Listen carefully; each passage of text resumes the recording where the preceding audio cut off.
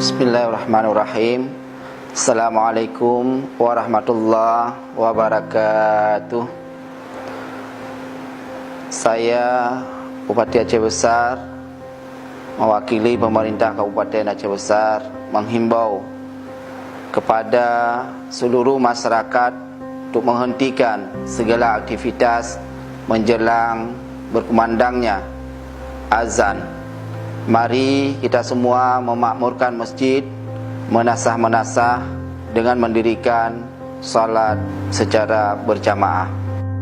Kepada seluruh jajaran pegawai negeri di lingkungan pemerintah di Kabupaten Aceh Besar harus melaksanakan salat 5 waktu secara berjamaah di masjid dan di musala dalam lingkungan kantor jika tersedia, atau di masjid dan menasah yang terdekat. Dan juga kami sangat menghimbau kepada pedagang agar menghentikan sejenak aktivitas melayani pembeli untuk bersama mendirikan salat berjamaah.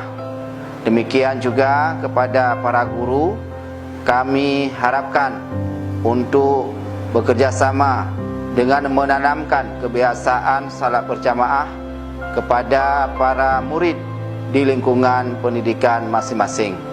Kepada seluruh tokoh masyarakat, baik kecil, tuhapet, ketua mukim, camat dan jajaran pemerintah, diharapkan mensosialisasikan himbauan ini kepada seluruh masyarakat Aceh Besar.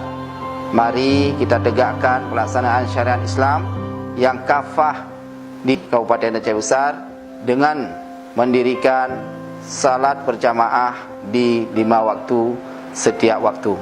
Demikian, Assalamualaikum warahmatullahi wabarakatuh.